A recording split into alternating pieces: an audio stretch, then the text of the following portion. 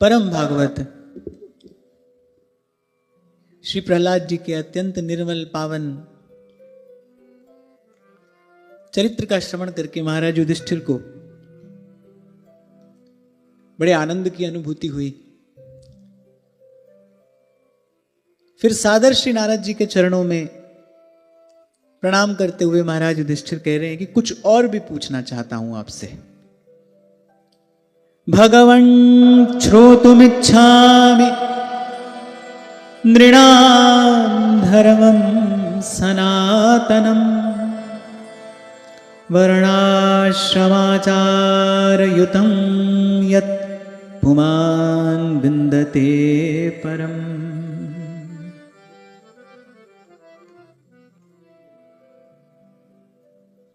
महाराज युधिष्ठिर ने पूछा कि अब मैं वर्ण और आश्रमों के सदाचार के साथ सनातन धर्म का श्रवण करना चाहता हूं। अब यहां एक बात विचार करने की है, महाराज युधिष्ठिर स्वयं धर्मराज हैं, पर श्री नारद जी के चरणों में सादर सविनय निवेदन करते हैं कि आप हमको बताइए धर्म का स्वरूप क्या है। एक आदर्श उपस्थित होता है यहां कि हम कितने भी योग्य, कितने भी प्रतिभाशाली क्यों ना हो, पर उपासना सिद्धांत गुरुजनों के मुख से ही श्रवण करना चाहिए, तभी वो वस्तुतः फलीभूत भी होता है। कई बार पूर्व भी मैंने आपसे निवेदन किया कि ये गुरुमुखी विद्या है, इसीलिए हमारे यहां ऋषियों ने, आचार्यों ने स्वयं पढ़ने के लिए न कहकर धर्म ग्रंथ, सत्शास्त्र कि इसका गुरुमुख से श्रवण करना चाहिए।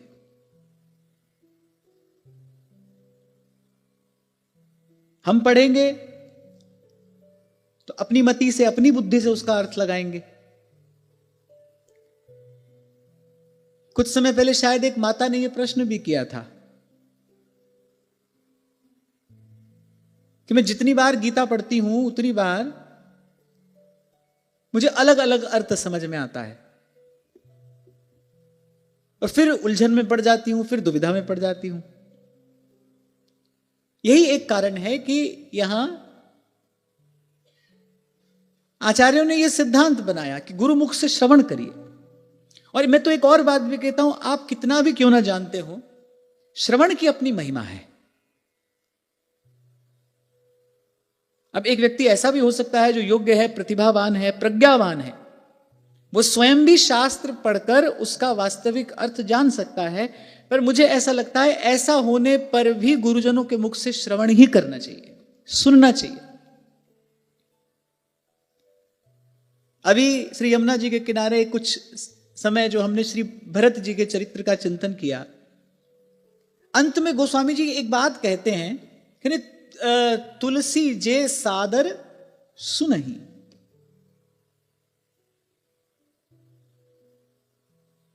कि जो इसका सादर श्रवण करेंगे, तुलसी जे सादर सुनहि, भरत चरित करि नेम, तुलसी जे सादर सुनहि, सिय राम पद प्रेम, अवस होई भवरस बिरति। वहां गोपी कह रही है श्रवण मंगलम श्रीमदाततम। और हमको तो इस सिद्धांत में बड़ी श्रद्धा है कि विषयी हो उसको भी सुनना चाहिए, साधक हो उसको भी सुनना चाहिए, और सिद्ध हो उसको भी सुनना चाहिए। महत जनों के मुख से, गुरुजनों के मुख से, संत जनों के मुख से सुनना चाहिए। रैदास जी महाराज के यहां संत आते हैं, वो इतने प्रसन्न हो जाते हैं। प्रसन्नता का कारण क्या है? कह रहे अब संत आए हैं, अब भगवान की कथा सुनने को मिलेगी। तो यहां देखिए महाराज युधिष्ठिर धर्मराज हैं, उनसे अधिक धर्म का मर्म और कौन जानता है। वो स्वयं धर्मराज है, पर फिर भी नारद जी मिले अब महाराज युधिष्ठिर ने विचार किया कि संत मिले हैं तो सत्संग का लाभ लेना चाहिए, सत्संग का आनंद लेना चाहिए।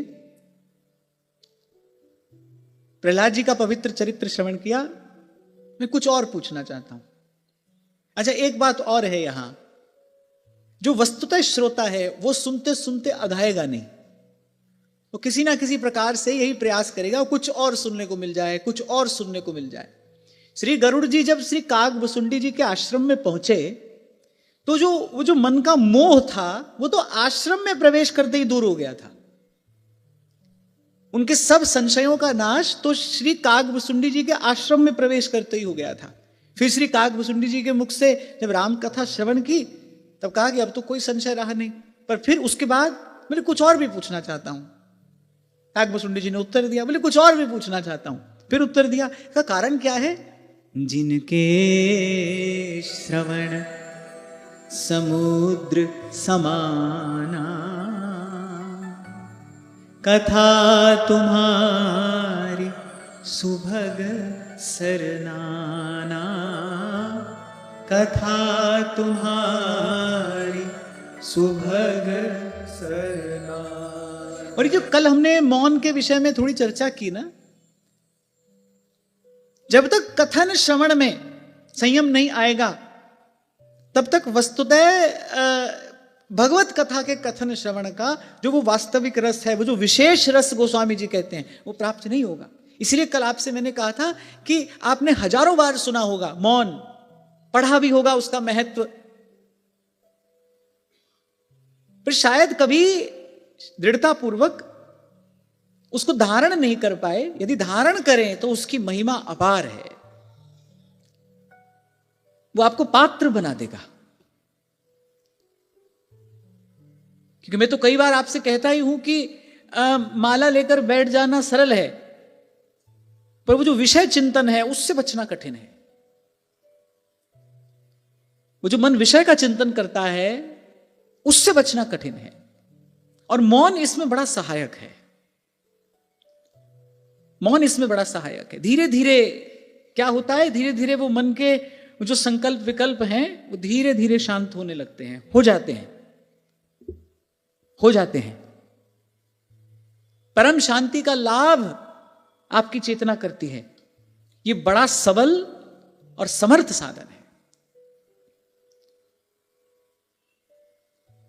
तो महाराज युधिष्ठिर ने कहा कि वर्ण और आश्रम के सदाचार, ब्राह्मण का धर्म क्या है, क्षत्रिय वैश्य शूद्र का धर्म क्या है, ब्रह्मचारी को कैसा जीवन व्यतीत करना चाहिए, गृहस्थ का जीवन कैसा होना चाहिए, वानप्रस्थ के नियम क्या है, एक सन्यासी की जीवन शैली कैसी होनी चाहिए, ये सब प्रश्न महाराज युधिष्ठिर ने पूछे। श्री नारद जी ने उत्तर दिया। हमारे काम की एक बात जो यहां पर है, जब महाराज युधिष्ठिर ने पूछा अब मैं आपसे सनातन धर्म का श्रवण करना चाहता हूं, तो देवर्षि नारद जी ने जब कहना आरंभ किया, एक बड़ी सुंदर बात यहां कही, धर्म मूलम ही भगवान सर्ववेदमयो हरिः स्मृतं च तद्विदां राजन्येन चात्मा प्रसीदति। देवर्षि नारद जी कह रहे धर्म का मूल वो कर्म है जिसको करने के बाद आत्मग्लानि ना हो, आत्म प्रसाद की प्राप्ति हो। जैसे श्री सेवक जी महाराज कहते हैं ना, श्री हरिवंश प्रमाण मनम। कोई भी कार्य आपने किया वो सही किया या गलत किया, ये किसी से पूछने जाने की आवश्यकता नहीं है। आपके हृदय में जो अंतर्यामी बैठा है वही आपको अनुभव करा देगा। यदि आपने सही किया है तो आपकी अंतरात्मा प्रसन्न होगी, भले सारा संसार उसको गलत कहता हो, भले सारा संसार उसको अनुचित कहता हो, लेकिन यदि आपकी आत्मा प्रसन्न है, अच्छा यहां मन बुद्धि की बात नहीं हो रही, यदि आपकी आत्मा प्रसन्न है, आपने सही किया है और सारा संसार सही कह रहा है, लेकिन वो कर लेने के बाद यदि आत्मग्लानि का अनुभव हो रहा है तो माने वो उचित कार्य नहीं है, वो नहीं करना चाहिए था। इसीलिए कल आपसे कह रहा था भीतर बाहर का शोर थमे तो आप अपनी आत्मा का वो स्वर सुन सकें। वो भीतर बाहर जो शोर है ना वो थमे तो वो आवाज सुनाई पड़े। वो भीतर बैठा अंतर्यामी आवाज तो सबको देता है, सही क्या है, गलत क्या है, उचित क्या है, अनुचित क्या है, वो तो सभी को बताता है। कोई सुन पाता है, कोई नहीं सुन पाता, और उसमें भी सुनकर कोई समझ पाता है, कोई नहीं समझ पाता।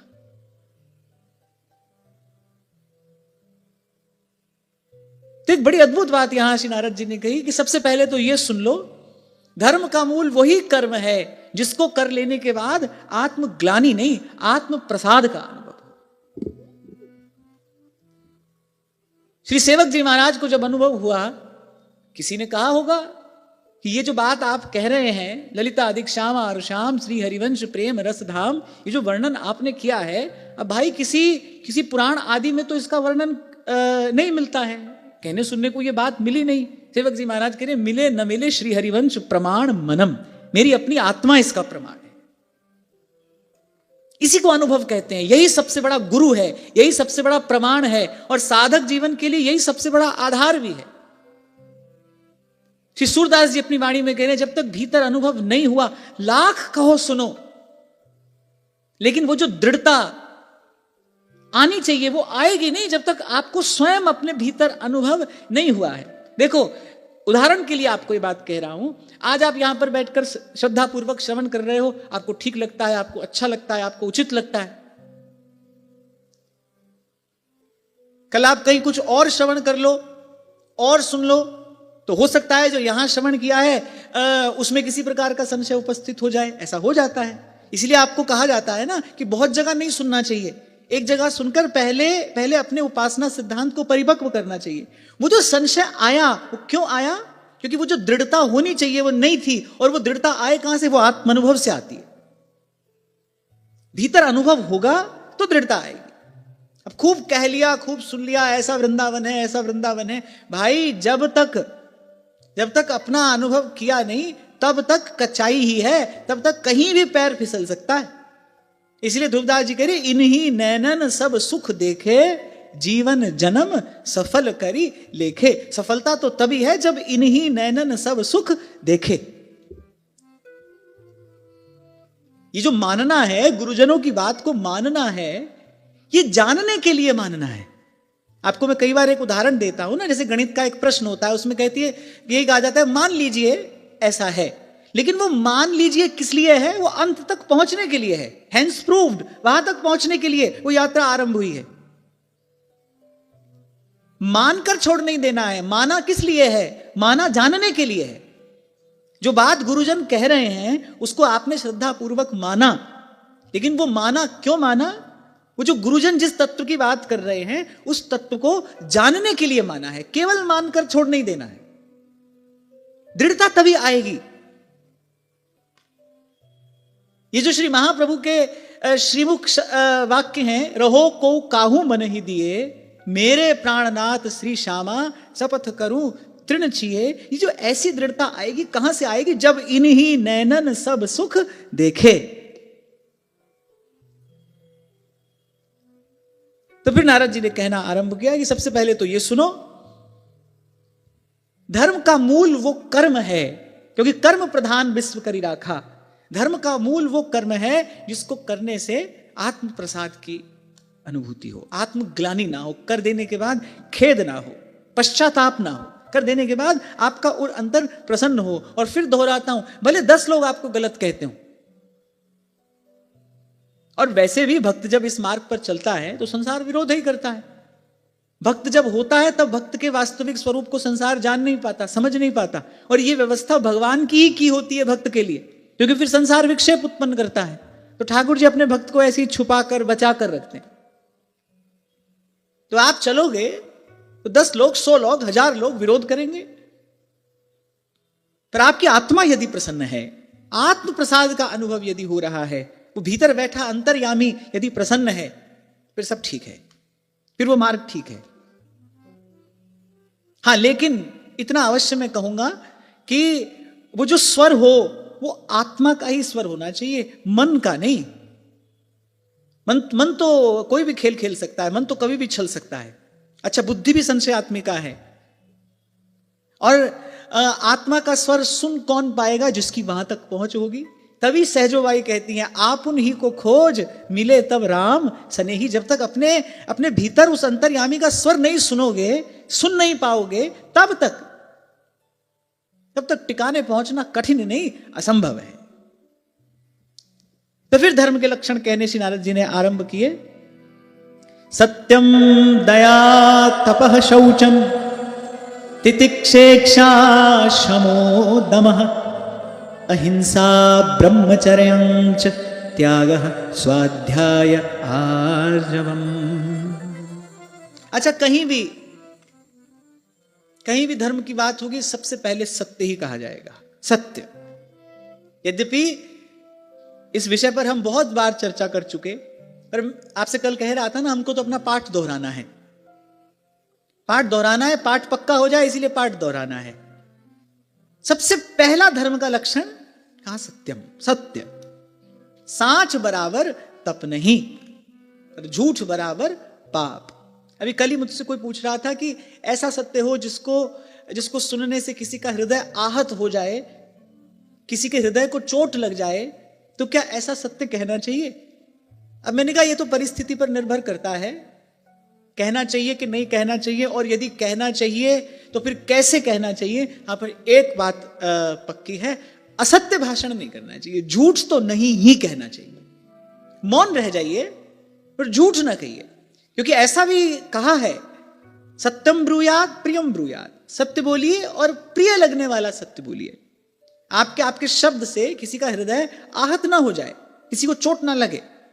बहुत लोग मैंने ऐसे देखे हैं, वो कहे नहीं भाई हम तो सच बोलते हैं, हम तो सीधी सीधी बात करते हैं।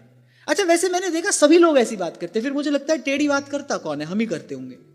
जिसको देखो, जिसको सुनो, वो मौका मिले कि नहीं भाई हम तो भीतर बाहर से बिल्कुल एक जैसे हैं, जो मन में आता है सो कहते हैं, सीधी सच्ची बात कहते हैं। तो कभी कभी मैं सोचता हूं कि मुझे तो आज तक जितने लोग मिले तो कहते सब सीधी सच्ची बात कहते हैं, मुझे लगता है कुटिल एक मैं ही हूं, बाकी तो सभी सीधी सच्ची बात कहने वाले हैं। पर मैंने इतना देखा है, प्राय करके सीधी सच्ची बात कहने वाले सीधी सच्ची बात सुन नहीं पाते, कहते तो हैं, वो कठोर भाषण करते तो हैं, सुन नहीं पाते। सीधी सच्ची कहो तो फिर सीधी सच्ची सुनने की सामर्थ्य भी होनी चाहिए। तो पहली बात सत्य। अच्छा, इसमें भी एक व्यवहारिक सत्य है, एक पारमार्थिक सत्य है। अगर हम इसका विशुद्ध वास्तविक अर्थ विचारे ना, तो फिर सत्य तो एक भगवान का नाम है, सांचो तेरो नाम रे। फिर तो केवल भगवान का नाम और भगवान की लीला का गान, बस यही सत्य भाषण है, यही सत्य की वास्तविक आराधना है। इसके अतिरिक्त तो बाकी सब कुछ व्यवहारिक सत्य है, कहने को सत्य है पर होने को नहीं है। छोटा सा उदाहरण आपको देता हूं, शायद पहले भी ये बात हुई थी। जब आप कोई घर मकान खरीदते हैं तो रजिस्ट्री होती है। आपसे कोई पूछे घर किसका है, आप कहेंगे हमारा है। सच बोल रहे हैं कि झूठ बोल रहे हैं? आप कहेंगे अरे कागज देख लो, हमारे नाम पर रजिस्ट्री है, हमारा घर है। पर एक बार अब आध्यात्मिक दृष्टि से इसका विचार करो, क्या ऐसा है? किसी ने पूछा घर आपका है, आपने कहा है, पर क्या है? अगर आप आध्यात्मिक दृष्टि से देखोगे तो क्या आपने सत्य बोला? नहीं बोला। असत्य बोला? नहीं, असत्य भी नहीं है। तो एक वो व्यवहारिक सत्य है, पर जो पारमार्थिक सत्य है वो तो फिर कहना पड़ेगा राम नाम सत्य है, तो एक भगवान का नाम सत्य है, जो आद सच जुगाद सच है भी सच और नानक होसी भी सच। पर यहां धर्म का सबसे पहला लक्षण कहा सत्य। अब भले वो व्यवहारिक सत्य है पर फिर भी असत्य से श्रेष्ठ है, फिर भी वो असत्य से श्रेष्ठ है। इसीलिए व्यवहार में भी साधक को इस बात का विचार अवश्य रखना चाहिए। और ये तो मैंने आपसे कई बार निवेदन किया, असत्य के धरातल पर खड़े होकर तो सत्य स्वरूप प्रभु की आराधना हो ही नहीं सकती। भगवान का कोई भी नाम, वो श्री राम हो, श्री कृष्ण हो, कोई भी नाम बाद में है, सबसे पहले सत्य है। सत्यम परम धीमहि, सत्य है।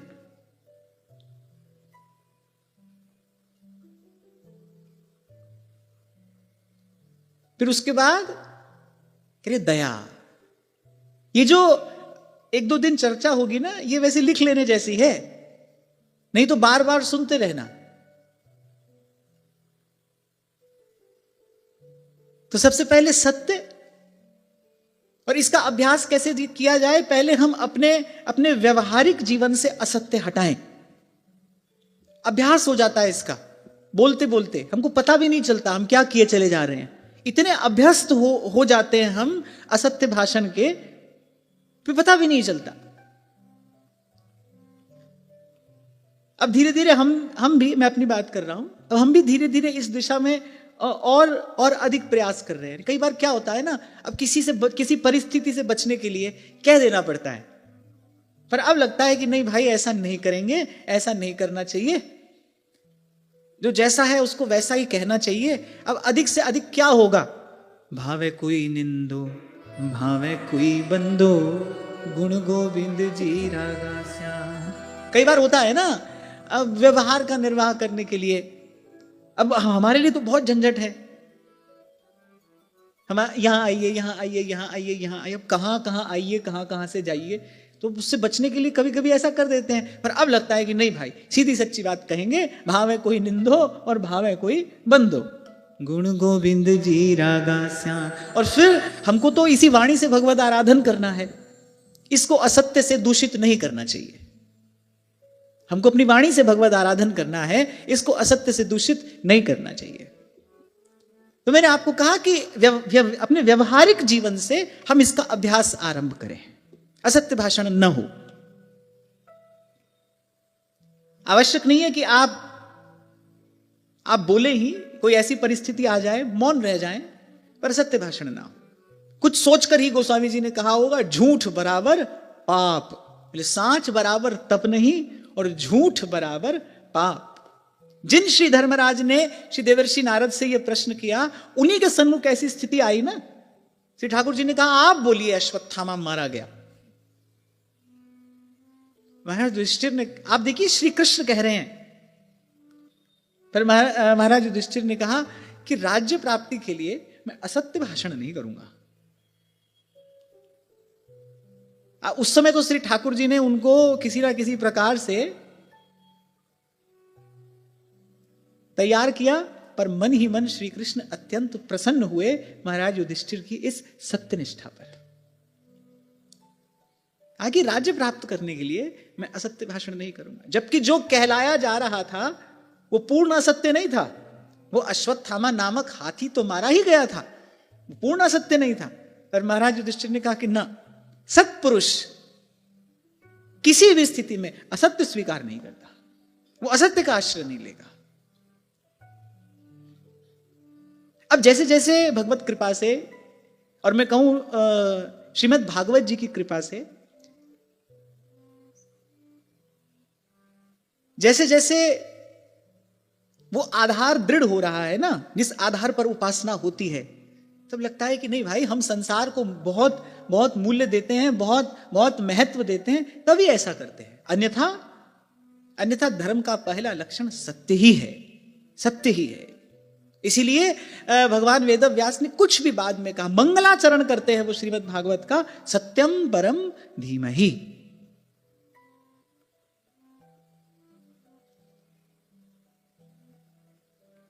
सत्य स्वरूप प्रभु के निकट जाना है, सत्य स्वरूप प्रभु को अपने हृदय में विराजमान करना है, तो फिर सबसे पहला कार्य तो यही करना पड़ेगा। अपने दैनिक जीवन से, अपने व्यवहार से पहले असत्य का मार्जन हम करें।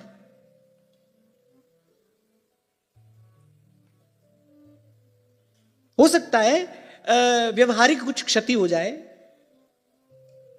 हो सकता है कुछ व्यवहारिक क्षति हो जाए उससे, लेकिन पारमार्थिक लाभ अवश्य होता है। और ये तो मैं आपको सदा ही कहता हूं भाई, अपना लक्ष्य पहले निर्धारित कर लीजिए कि आपका लक्ष्य संसार है या भगवान है। यदि भगवान लक्ष्य है, यदि हमको प्रभु के ही चरणों तक पहुंचना है, यही हमारा दृढ़ निश्चय है, फिर तो भाई यही रास्ता है। जी मार्ग सब संत गया छे। महाराज युधिष्ठिर को यह सब जानने की आवश्यकता नहीं है, पर क्योंकि वो राजा हैं, क्योंकि वो राजा है, प्रजा के लिए एक आदर्श की स्थापना करनी है। एक तो गुरुजनों के मुख से सत्य सिद्धांत का श्रवण करना चाहिए, और दूसरा राजा होकर उपदेश दिया जाए तो उसका प्रभाव पता नहीं क्या हो, पर जब देवर्षि नारद उपदेश देंगे तो सारी प्रजा के लिए वो ग्राह्य होगा। तो सबसे पहले सत्य, और फिर कहते हैं दया। दया सर्वभूतेषु जीव मात्र पर दया। और प्रभु से प्रेम करने वाले का हृदय तो ऐसा होना ही चाहिए, सर्वभूत पे दया। अच्छा, श्री कबीर जी तो कहते हैं कि ये इतना समर्थ साधन है, कुछ और करने की आवश्यकता नहीं, करे दया राख और धर्म को पाले, घर में रहे उदासी, अपना सा जी सबको जाने, सहज मिले अविनाशी। अपना सा जी सबको जाने।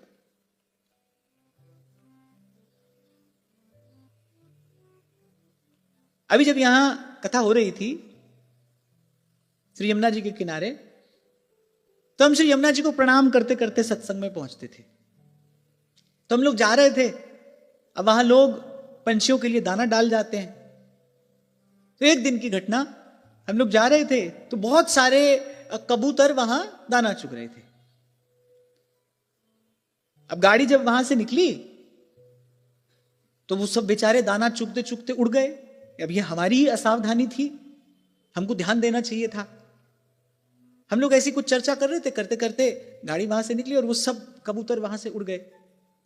कितनी देर तक मेरे हृदय में इस बात की पीड़ा रही, अरे हम खिला तो सकते नहीं किसी को, और कोई जीव खा रहा है, कोई जीव वहां बैठा दाना चुग रहा है, वहां भी हम विक्षेप बनकर उपस्थित हो गए। बड़ी देर तक मन में इस बात की पीड़ा रही। कई बार आपसे कहता हूं ना, हम किसी का दुख दूर न कर पाए, कोई बात नहीं, हो सकता है हम में सामर्थ्य ना हो, पर किसी को दुखी देखकर हमारे हृदय में उस दया करुणा का संचार तो अवश्य होना चाहिए। अरे और कुछ नहीं तो अपने प्रभु से प्रार्थना के दो शब्द तो हम कह पाए, किसी को दुखी देखकर, किसी को पीड़ित देखकर। सबका दुख तो हम दूर नहीं कर सकते, दुख दूर करने वाले तो भगवान ही हैं, अनाथों के नाथ तो श्री रघुनाथ जी ही हैं, हम नहीं कर सकते। पर ऐसे किसी दीन दुखी को देखकर और कुछ ना कर पाए तो उसके लिए प्रार्थना के दो शब्द तो हमारे हृदय से स्फुरित होने चाहिए ना। इतना तो कहें, अपनी करुणा का जल तू बहा दे, कर दे पावन हर एक मन का कोना, हम चले नेक रस्ते पे, हमसे भूल कर भी कोई भूल हो ना। ये प्रार्थना के दो शब्द तो एक साधक उपासक के हृदय से सहज प्रकट होने चाहिए। कबीर जी तो कहते हैं ना, दीनन देख घिनात जे, दीन को देखकर दया नहीं आती। बोले दीनन देख घिनात जे, और नहीं दीन सो काम, अरे कहा जान के लेते हैं दीन बंधु को नाम। उसको तो भगवान नाम उच्चारण करने का भी अधिकार नहीं है। अगर हृदय ऐसा कठोर है, नहीं दीन सो काम, कहा जान के लेते हैं दीन बंधु को नाम। पूज्य श्री पंडित जी महाराज के चरित्र में हमने पढ़ा, अच्छा महान सदाचारी थे पूज्य श्री पंडित जी महाराज, महान सदाचारी। आज के ऐसे घोर कलिकाल में ऐसा पवित्र, ऐसा निर्मल, ऐसा सुचितापूर्ण जीवन कहां देखने को मिलेगा। पर बाबा के चरित्र में उस दिन मैं पढ़ रहा था, एक बार आ रहे थे बाबा कहीं से और देखा रास्ते में कीचड़ में लथपथ एक कुत्ते का बच्चा, एक छोटा सा पिल्ला, ये जाड़े के ही दिन थे, वो पीड़ा में पड़ा कराह रहा है। स्नान करके आ रहे हैं, गंगा स्नान करके आ रहे हैं भजन में जाने के लिए, आसन पर बैठने के लिए, अभी सूर्य उदय नहीं हुआ था, गंगा स्नान कर कर आ रहे हैं और वो कीचड़ में लथपथ वो पिल्ले को वो कराहते हुए देखा, सब भूल गए, उठा लाए उसको, उठा लाए, उसको स्नान कराया, उसके लिए औषधि की व्यवस्था की, उसके लिए गर्म वस्त्र की व्यवस्था की, और जब तक वो पूर्ण रूपेण स्वस्थ नहीं हो गया तब तक उसका ध्यान रखना नहीं छोड़ा उन्होंने। महान सदाचारी। मुझे नहीं लगता कि आज के युग में ऐसा दर्शन भी संभव है। गंगा स्नान करके आ रहे हैं, आसन पर बैठना है, और मार्ग में ऐसे किसी जीव को देखा और उसकी सब व्यवस्था करने के बाद फिर कोई दूसरा कार्य किया। ऐसे एकनाथ जी महाराज के जीवन का प्रसंग है ना, कहा गंगोत्री से जल लेकर आ रहे हैं, रामेश्वर भगवान को निवेदन करने के लिए। अभी बस पहुंचे नहीं और थोड़ा ही दूर पर देखा एक प्यासा गधा। आप देखिए वहां से गंगा जल भरकर लाए हैं, गंगोत्री से। अब उस समय की यात्रा आज की यात्रा जैसी सुगम नहीं थी, कितनी कठिन यात्रा, जल भरकर लाए हैं प्रभु को निवेदन करने के लिए। और उस गधे को जल पिलाते पिलाते कह रहे हैं, प्रसीद प्रभो सर्वभूताधिवासम, प्रसीद प्रभो सर्वभूताधिवासम। इसलिए बार बार आपसे कहता हूं भाई, मंदिर में सभी भगवान के भक्त होते हैं, वहां कौन लड़ाई झगड़ा करता दिखाई पड़ेगा? यद्यपि अब तो वो भी दिखाई पड़ने लगा है ना? पर चलो ये तो युग का धर्म है, अब तो वो भी दिखाई पड़ने लगा है। पर मैं कहता हूं एक साधक उपासक के जीवन से इन सद्गुणों की सुवास आनी चाहिए। हम प्रभु के हैं भाई, अस अभिमान जाए जन भोरे, मैं सेवक रघुपति पति मोरे। हम प्रभु के हैं। महाप्रभु कह रहे हैं ना, ताते भैया मेरी सौ। अच्छा, महाप्रभु जी ने यह वाक्य केवल एक स्थान पर प्रयोग किया है, ताते भैया मेरी सौगंध है मेरी कृष्ण गुण संचु। ये जिन गुणों की हम चर्चा कर रहे हैं ना, यही कृष्ण के गुण है। रामो विग्रहवान धर्मः। जब हम धर्म के लक्षणों की चर्चा करें, अर्थात यही भगवान के लक्षण है, यही वो सद्गुण है जिसका संचय करने के लिए हमारे आचार्य हमको सौगंध दे रहे हैं। पहले कहा ताते भैया, अपना जानकर, हमको अपना मानकर। श्री महाप्रभु कह रहे हैं मेरी सौ कृष्ण गुण संचु, पर धन परतीय बंचु। ताते भैया मेरी सौ कृष्ण गुण संचु। और मुझे तो ऐसा लगता है प्रेम करने वाला हृदय वो किसी के भी प्रति, शत्रु के भी प्रति, वो कठोर हो ही नहीं सकता। वो कठोर होने की योग्यता खो देता है। जैसे ही प्रेम स्पर्श करता है, वो कठोर होने की योग्यता खो देता है। शायद मुंशी प्रेमचंद का ये वाक्य है। वो कहते थे कि एक बार हृदय प्रेम से भर जाए, कितना ही कोई अन्याय ही क्यों ना आपके साथ करे, आप द्वेष कर ही नहीं पाएंगे। आप किसी से द्वेष नहीं कर पाएंगे।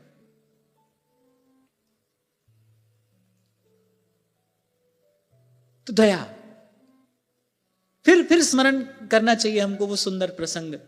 घाव हो गया श्री नामदेव जी की टांग पर। वैद्य ने कहा कि अमुक वृक्ष की छाल है ना, उसको उबाल कर उसके जल से धोना पड़ेगा बार बार, तो ये घाव अच्छा हो जाएगा। अब लिए तो कुल्हाड़ी हाथ में चले, माने का जा बेटा छाल ले आ। पर नामदेव जी कुल्हाड़ी वृक्ष पर चला नहीं पाए, खाली हाथ लौट आए। माने का कहां है छाल, मैं औषधि बनाऊं। नामदेव जी ने कहा माता, अपनी पीड़ा दूर करने के लिए किसी दूसरे को पीड़ा नहीं दे सकता। अब नामदेव जी की माता तो नामदेव जी की माता है, भगवान का तेज पुंज उन्होंने अपने गर्भ में धारण किया है। पर जैसे ही सुना, माता के नेत्र सजल हो गए। तो कई बार आपसे कहता हूं ना, आशीर्वाद रूपी घटना एकाएक घट जाती है। माता के नेत्र सजल हो गए, दोनों हाथ नामदेव जी के सर पर रख दिए और कहा बेटा तू सच में संत है। और तभी से नामदेव संत नामदेव हुए। बोले बेटा तू सच में साधु है, तू सच में संत है। अपना साजी सबको जाने, सहज मिले अविनाशी। किसी के भी प्रति कोई अन्यथा भाव हृदय में न आने पाए। अब कोई सोचेगा कि फिर व्यवहार कैसे चलेगा, व्यवहार में तो ऐसा करना पड़ता है, व्यवहार में तो वैसा करना पड़ता है। अरे भगवत जो प्रभु सो लगे, तज नश्वर संसार, सब लज्जा भगवान को क्यों बिगड़े व्यवहार। सब लज्जा भगवान को। भगवान नहीं है क्या, प्रभु देख नहीं रहे क्या?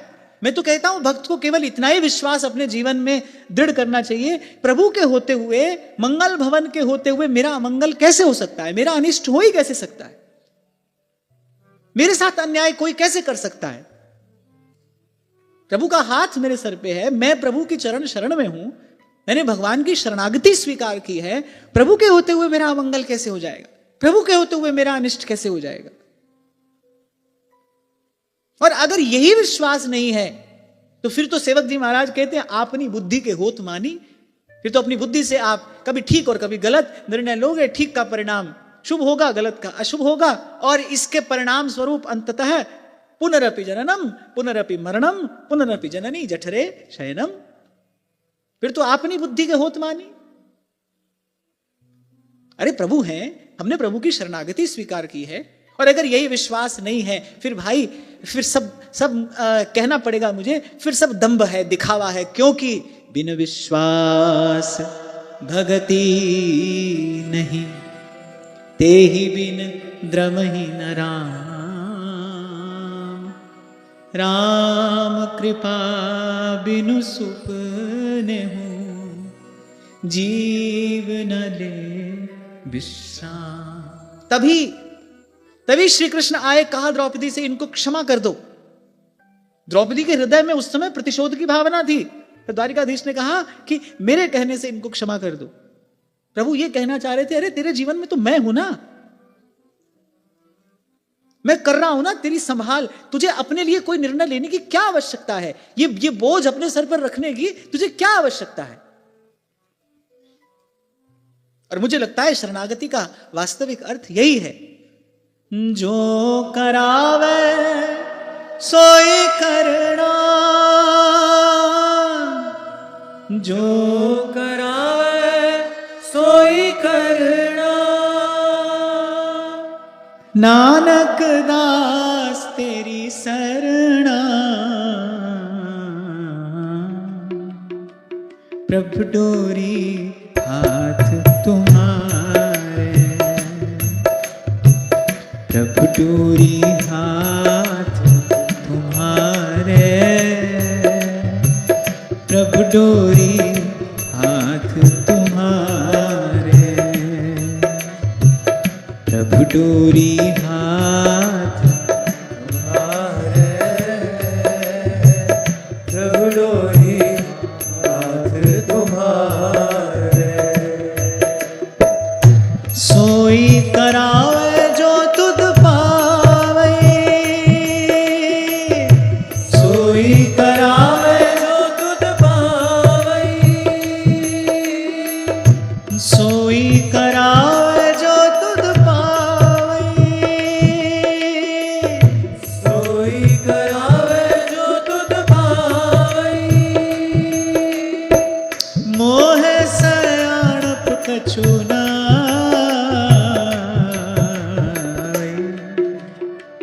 प्रभु डोरी हाथ तुम्हारे, प्रभु डोरी हाथ तुम्हारे, प्रभु डोरी हाथ तुम्हारे, प्रभु डोरी हाथ तुम्हारे, प्रभु डोरी हाथ तुम्हारे। जी जंत तेरे तारे,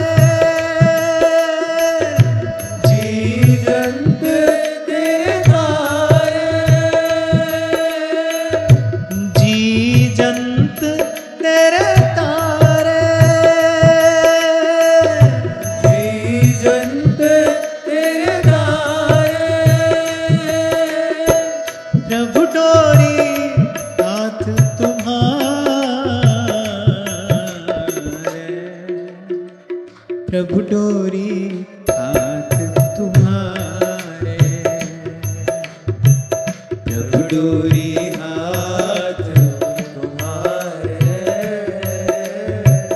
प्रभु डोरी हाथ तुम्हारे। जो करावे सोई करना, जो करावे सोई करना, जो करावे सोई करना, जो करावे सोई करना। नानक दास तेरी शरणा,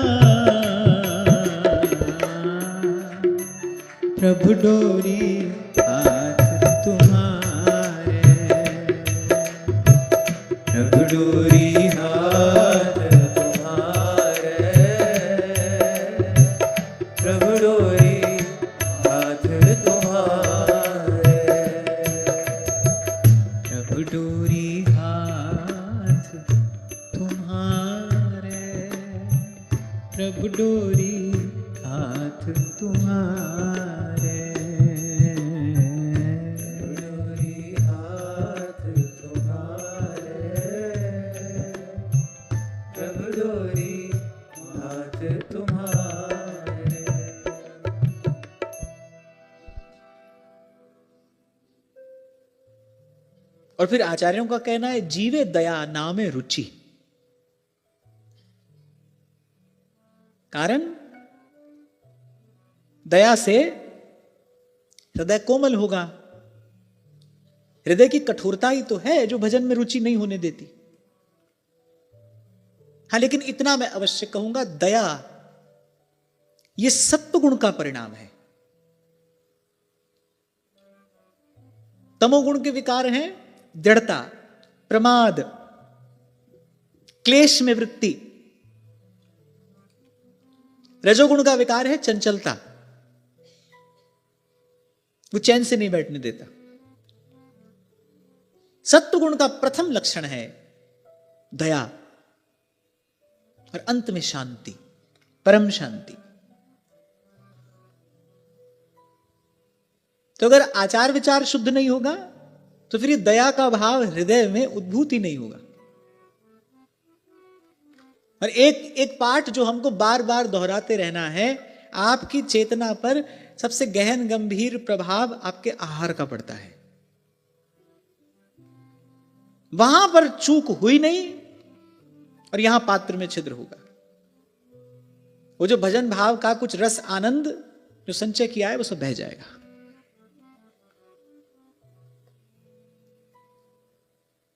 शायद गत सत्र में बड़े विस्तार से हमने इस पर चर्चा की थी कि ऐसे प्रसाद के नाम पर कुछ भी ठूसते नहीं जाना है।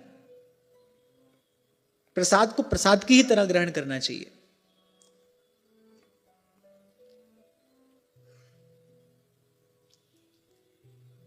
क्योंकि मैंने कहा प्राणी मात्र पर दया हो। अब भाई बाजार से खरीदने की वस्तु तो है नहीं दया, आप कहीं से खरीद लाओगे। दया का उद्रेक होना चाहिए ना। वो कैसे होगा? जब जीवन में सत्व गुण बढ़ेगा। क्योंकि दया जो है वो सत्व गुण का परिणाम है। सत्व का परिणाम दया है। करुणा, दया, इसके लिए सात्विक जीवन आवश्यक है, पवित्र जीवन आवश्यक है। तो सत्य, दया, और फिर क्या कहते हैं? सत्यम, दया, तपः, शौचम। फिर कहा तपस्या। कल ही इस विषय पर हमने बात की। शुद्धि तप से होती है। अब तप का अर्थ सबके लिए अलग अलग है। योगी के लिए तप कुछ और है, हमारे लिए तप क्या है? शरीर से यही तप है भाई, अपना सुख छोड़कर सेवा करें। वाणी का तप है असत्य भाषण ना हो, कठोर वचन किसी को ना कहे, दुखद वचन कबहू न कहाई। मन का तप क्या है? किसी के भी प्रति, भले किसी ने ऐसा हमको लगता हो कि किसी ने हमारे साथ अनुचित किया है, अन्याय किया है, पर उसके भी प्रति हमारे मन में वैर द्वेष आदि का भाव नहीं आना चाहिए। सबके प्रति सद्भाव बना रहे, सब सोहित निष्काम मति। हमारे लिए तपस्या यही है। भजन के मार्ग पे आने वाली जो प्रतिकूलताएं हैं, अब बहुत उसकी शिकायत ना हो। एक बात का दृढ़ निश्चय हो, मेरे प्रभु ने मेरे लिए जो विधान किया है उसी में मेरा परम मंगल है, उसी से मेरा कल्याण होगा, किसी और विधि से नहीं हो सकता। तो इस प्रकार मन वचन कर्म का तप करते हुए, शुद्धि तप से ही होती है। सोना अग्नि में तपाकर शुद्ध नहीं किया जाता है। सोना तो सोना ही है, सोने की अशुद्धि दूर की जाती है। ऐसे ही ईश्वर अंश जीव अविनाशी, चेतन अमल सहज सुख राशि। तप से शुद्धि नहीं होती, तप से अशुद्धि दूर होती है। अशुद्धि को दूर करने के लिए तप है। अब जन्म जन्मांतर से जो जन्मांतरीय संस्कार हमारे हैं, उसकी शुद्धि कैसे होगी? उसके लिए तप है। और सरल से वाक्य में अगर मैं कह दूं तो अपना सुख छोड़िए। भोली सखी कहती है ना, भव सुख तुम पे वारूं। आप योग्य हैं, आप समर्थ हैं, आप सब साधन जुटा सकते हैं, पर अपने लिए न जुटाकर वही साधन आप सेवा के लिए जुटाइए। यही तप है। स्वार्थ छोड़कर परमार्थ का ग्रहण, यही तप है। और फिर कहा शौचम, शौच, शुचिता, पवित्रता, तन में भी, मन में भी, वाणी में भी, कर्म में भी। बहुत बार ये देखा जाता है शारीरिक शुचिता पवित्रता की ओर तो बहुत लोग ध्यान देते हैं, यद्यपि आरंभ तो वहीं से होगा। जैसे कुछ समय पहले की बात है ना, एक माता ने प्रश्न किया कि क्या मासिक धर्म के समय हम ठाकुर जी की सेवा कर सकते हैं कि नहीं कर सकते। ऐसा प्रश्न ही नहीं होना चाहिए। शौचाचार है। जैसे आपसे कल कह रहा था, अगर मन के मौन की तरफ आगे बढ़ना है तो पहले वाणी का कुछ संयम करना पड़ेगा ना, ऐसे ही। और आपको हमको तो भगवत सेवा में रहना है। सुचिता, बड़ी सुंदर बात श्री नागरीदास जी महाराज अपनी वाणी में कहते, कह रहे शुद्ध शरीरी साधु सजाति। आपके शरीर में देववास कैसे होगा? देवता तो मैले कुचैले स्थान पर आकर नहीं बैठेंगे। शरीर में देववास कैसे होगा? शरीर को मंदिर बनाना है ना, मंदिर के समान पवित्र हो। तो शौच, सुचिता, पवित्रता।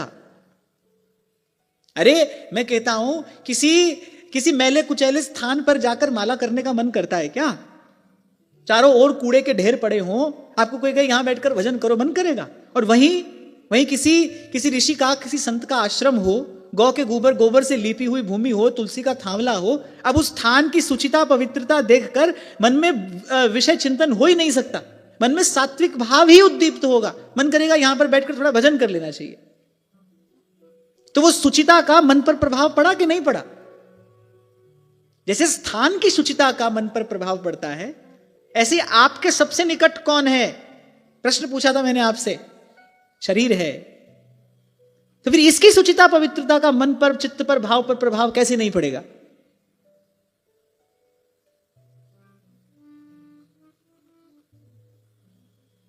समझ आ रही है बात? मन मान रहा है कि नहीं मान रहा है?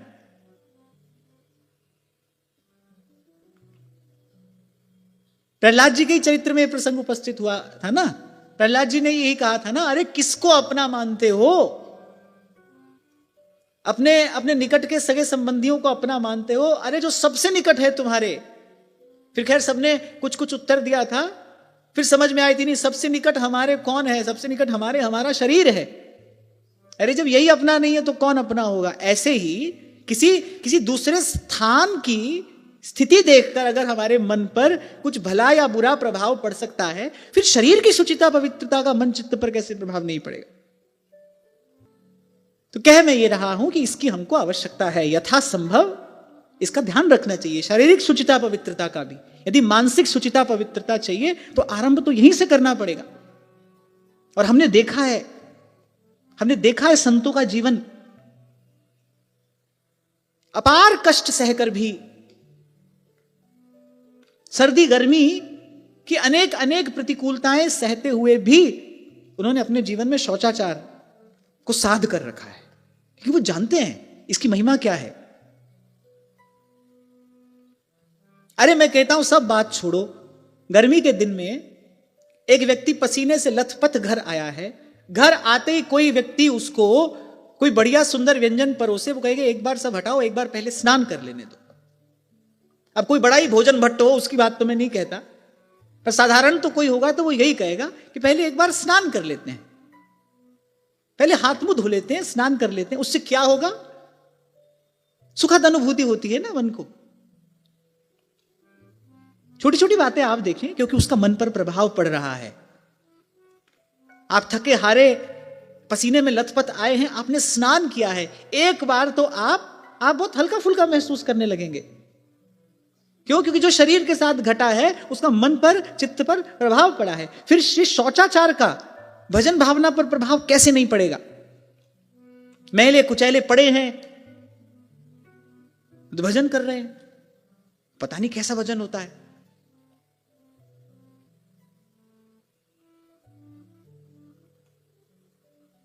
तभी उस दिन किसी ने कहा ना, बोले वो तो महल में रहते हैं। अब मैंने खूब आओ नजदीक से आकर देख लो कहां रहते हैं। हाँ, ये मेरे स्वभाव में है कि मैं कहीं भी रहूं, वो जो मेरे आसपास जो भी सब है, 2 वस्तु हो, 4 हो या 10 हो, पर वो व्यवस्थित हो, साफ हो, स्वच्छ हो, व्यवस्थित हो।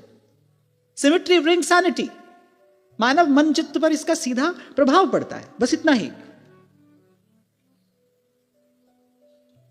हाँ, अब कोई किसी को सब वस्तु बिखेर कर ही रहने की आदत हो, अपने घर को कबाड़ खाना ही बनाकर रखने की आदत हो, अब वो तो मेरे यहां आएगा तो उसको लगता है कि हो सकता है ऐसा लगे कि भाई महल है, पर ऐसा कुछ है नहीं। साधारण सी सब वस्तुएं हैं, हाँ बस वो सुव्यवस्थित हैं, साफ हैं, स्वच्छ हैं, सुव्यवस्थित हैं। और क्योंकि मैंने अपने जीवन में कुछ इसका प्रभाव देखा है, मन चित्त पर इसका प्रभाव पड़ता है, शुचिता का, पवित्रता का मन चित्त पर प्रभाव पड़ता है। और ये तो सबसे बेसिक बात मैं आपको बता रहा हूं। फिर इसके बाद मन चित्त का शौच है, फिर मानसिक शौचाचार है, हिंसा, वैर, द्वेष, ईर्ष्या, मात्सर्य, फिर इन सब भावों से अपने मन को दूर रखना, ये मन का शौचाचार है।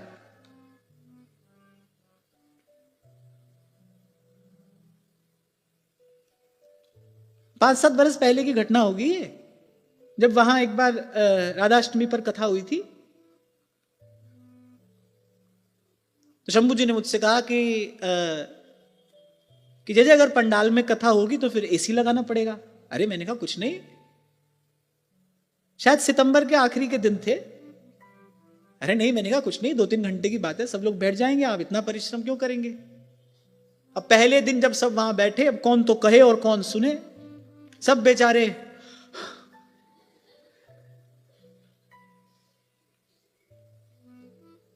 तो मैंने शंभू जी से कहा भाई अगले दिन लगाओ एसी, हमको भी चाहिए, सबको भी चाहिए। तो ठाकुर जी ने बताया, कहे तो सुने तो दशा हृदय नहीं आवे। और हम पर इस बात को हम स्वीकार करते हैं, हम तो भाई अभी उसी साधारण धरातल पर खड़े हैं, अभी तो शरीर को सब भान होता है। तो इसलिए तस्मात् शास्त्रम प्रमाणन्ते कार्य व्यवस्थितो। और फिर जब श्री सेवक जी महाराज कह रहे हैं ना, शुकमुख वचन जो श्रवण सुनावहु, तब श्री हरिवंश सुनाम कहावहु। शुकमुख वचन जो श्रवण सुनावहु, और ये सब उसी शुकमुख वचन का ही चिंतन हो रहा है। विगत 2 वर्षों से हम वही श्री शुकमुख वचन का ही चिंतन कर रहे हैं। हाँ, ये श्री जी ने हम पर कृपा की कि शायद पहले ही इसमें लगते तो भाग जाते कहीं और। पहले श्री जी ने कृपा करके अपना प्रसाद दिया, अपने चरणों का आश्रय दिया, अपने चरणों की सन्निधि में बिठाया। कोई बेल ऐसी होती है जिस पर फल पहले आता है, फूल बाद में आता है। फूलों की घाटी में एक ऐसी बेल है, बाबा उस दिन हमको बता रहे थे। प्रकृति का कौतुक है। साधारणतया तो यही होता है ना, पहले फूल आता है फिर फल, उस पर फल पहले आता है, फूल बाद में आता है। तो ऐसे ही हमको पहले फल मिल गया, परम धन राधा वल्लभ लाल, प्राण धन राधा वल्लभ लाल। श्री जी ने पहले रसास्वादन करा दिया। ये उनकी हम पर विशेष कृपा करुणा है, ये उनका अनुग्रह है।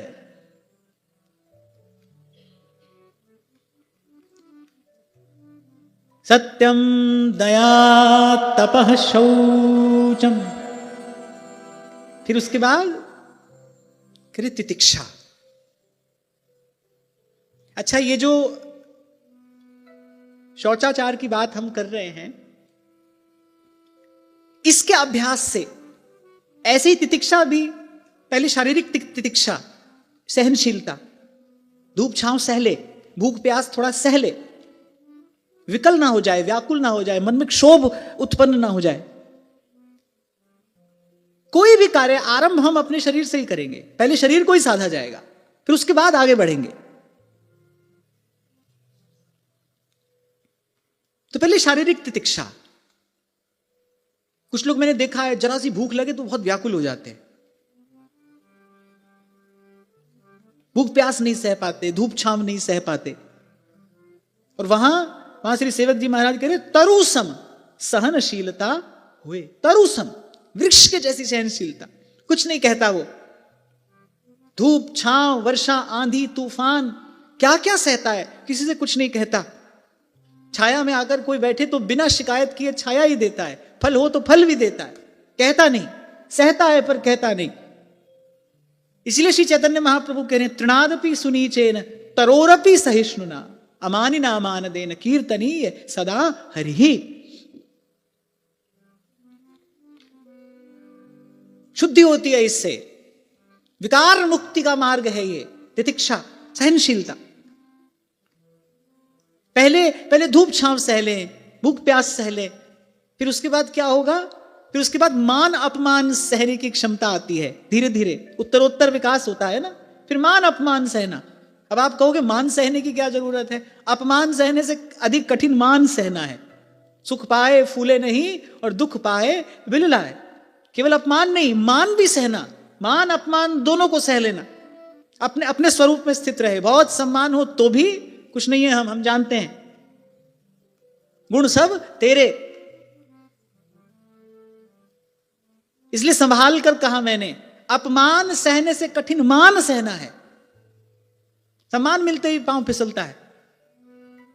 और बड़े लोग, गुरुजन यदि सम्मान दे, फिर तो अपने आप को संभाल के रखना बहुत कठिन हो जाता है। बहुत सावधान रहना चाहिए इस समय। तो ये तितिक्षा कैसे आएगी? तरुसम सहनशीलता, ये कहां से आएगी? इसका भी आरंभ पहले शरीर से ही करना पड़ेगा।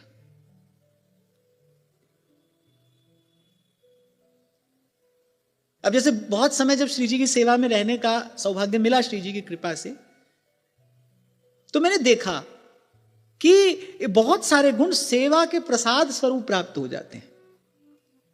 अब मान लो ऐसा समय हुआ, भूख लगाई, पर भाई जब तक ठाकुर जी का शयन नहीं हो जाएगा, जब तक किसी को प्रसाद नहीं पवा लेंगे, तब तक तो नहीं पा सकते।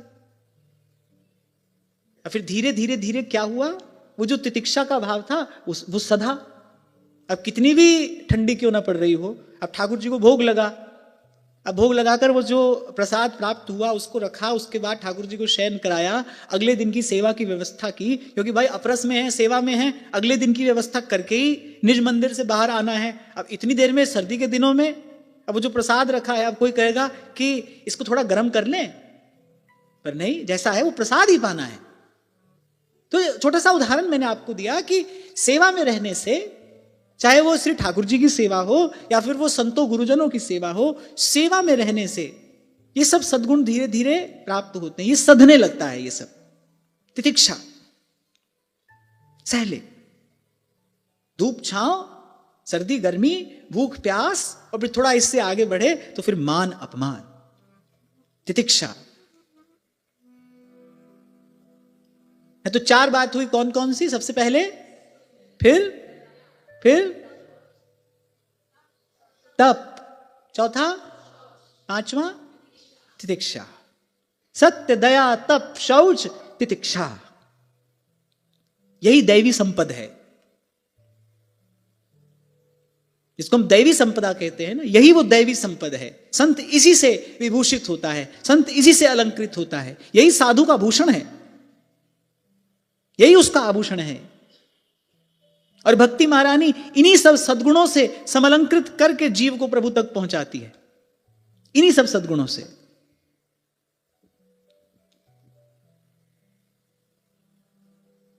हमारे बाबा यहां परिक्रमा मार्ग पर भजन करते थे। जब शरीर अतिवृद्ध हो गया, अतिवृद्ध जब शरीर हो गया, श्री जी की सेवा करते थे, चतुर्पट सेवा थी, सेवा करते थे। अब पहली बात तो उनकी कुटिया के आसपास कहीं जल की व्यवस्था नहीं थी, कुएं से जल लेकर आना होता था। भयंकर सर्दी में भी जल लाना, और फिर पूर्ण अपरस में रहते हुए, और फिर उसी शीतल जल से स्नान करना। कई कई बार शरीर तो हार जाता था, लेकिन वो मन से नहीं हारते थे। कहने का तात्पर्य है कि शुचिता, पवित्रता का बड़ा बड़ा ध्यान रखते हुए देखा है मैंने संतों को, बहुत अधिक। और फिर इससे इतना ही समझ में आया कि जैसे बड़ा व्यक्ति किसी वस्तु को बहुत संभाल कर रख रहा हो, तो बच्चा इतना ही समझ ले भाई ये वस्तु मूल्यवान होगी, तभी इसको इतना संभाल कर रखा जा रहा है। तो ऐसे ही संतों गुरुजनों के जीवन में देखा किस प्रकार उन्होंने इन सद्गुणों का अपने जीवन में संचय किया है, किस प्रकार अपने जीवन को उन्होंने साधा है। अच्छा, इन सब सद्गुणों के संचय में सबसे बड़ा बाधक तत्व केवल प्रमाद है, आलस्य, प्रमाद।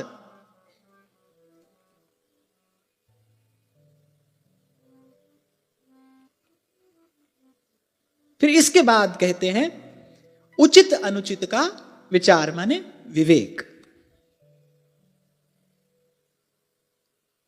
और विवेक के लिए तो एक ही युक्ति है, बिन सत्संग विवेक न होई,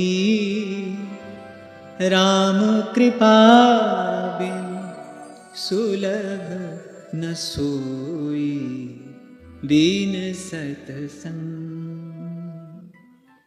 क्योंकि गहनो धर्मणागति, उचित अनुचित का विवेक, इसके लिए तो सत्संग ही एकमात्र उपाय है। और फिर कहते हैं मन का संयम, शम दम, पहले हमने चर्चा की थी ना, शम दम। शम क्या है? मन का संयम। अब मन उड़ान भरने लगा, कहीं करने लगा विषय का चिंतन, फिर ध्रुवदास जी कहते हैं ऐच खैच या मन ही को वृंदावन में लाए। उसके साथ पीछे चल नहीं देना है, घबराना भी नहीं है, मन में कोई ग्लानि का भाव भी बहुत अधिक ना आए। अब मन चला गया किसी ऐसे विचार में जो अपवित्र है, जहां उसको नहीं जाना चाहिए, अब ना तो बैठे बैठे देखते रहिए, ना उसके पीछे चले जाइए, ना माथा पकड़कर रोइए, उसको खींच कर लाइए, भजन में लगाइए। ऐसा तो देर तक दूर तक होता रहेगा।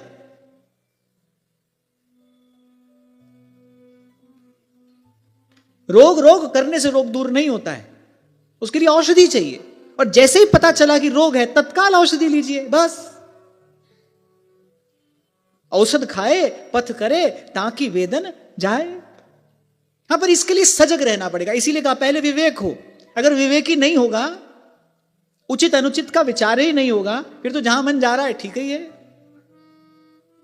गंगा नहाए गंगादास, जमुना नहाए जमुनादास।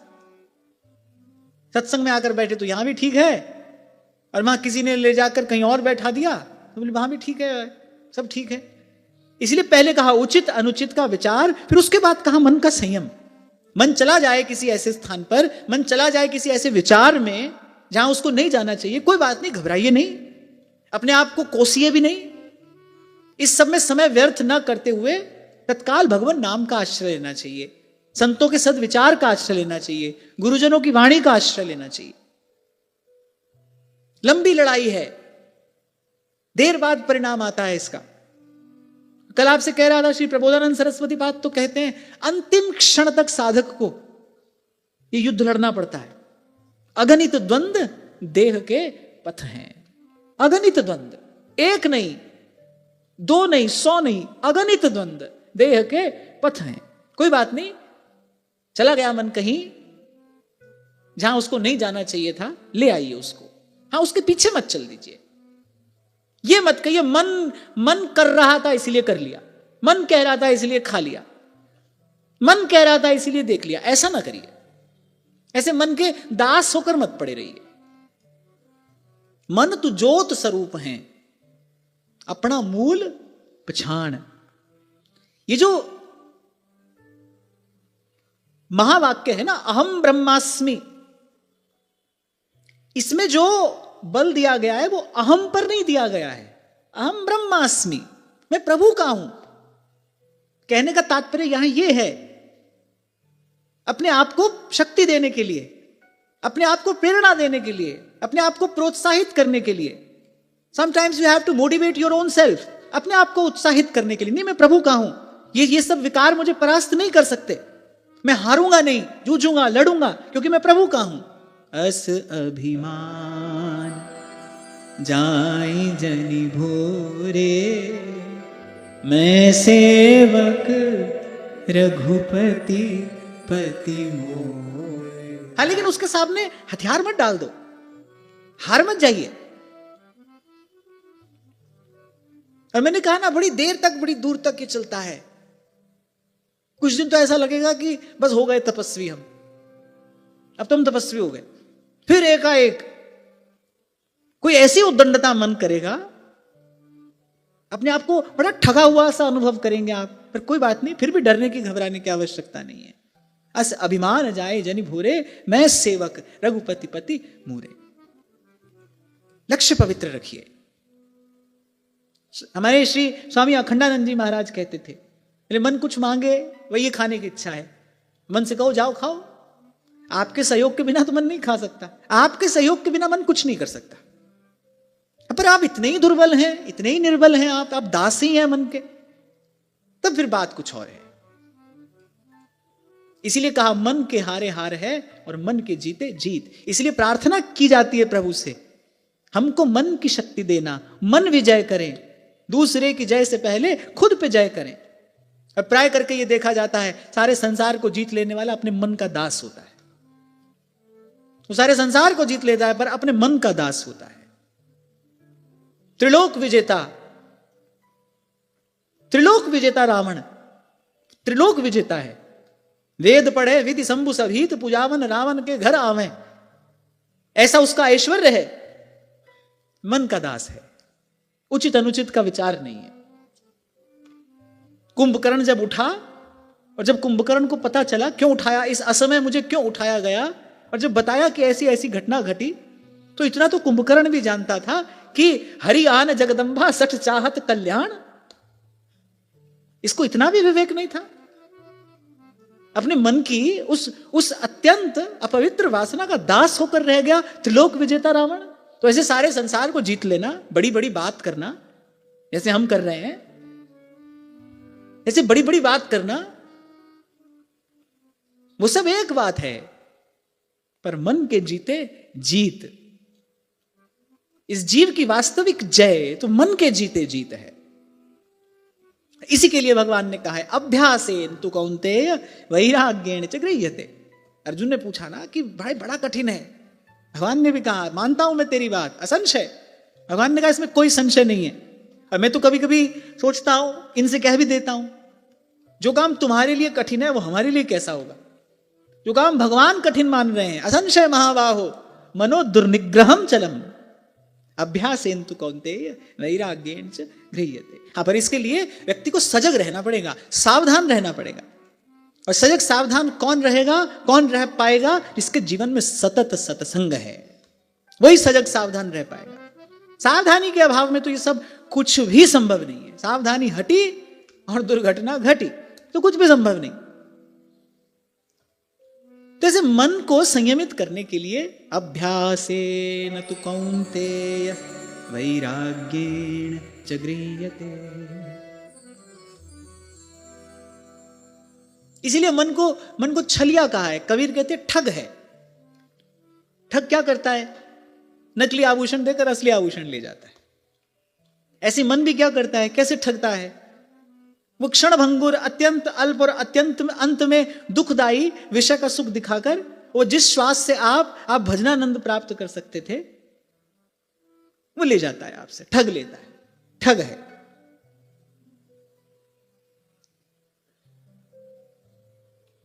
और इस बीहड़ में इससे बचने का उपाय संत बताते हैं। नाम का दीपक हाथ ले चलिए बीहड़ बाट। एक तो बीहड़ है और उस पर मन जैसा ठग है।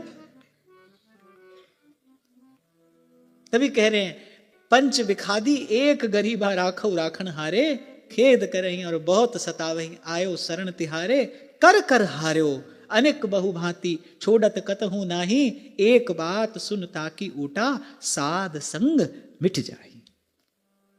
इसलिए मैंने कहा ये सब सधेगा जब आप सजग सावधान होंगे।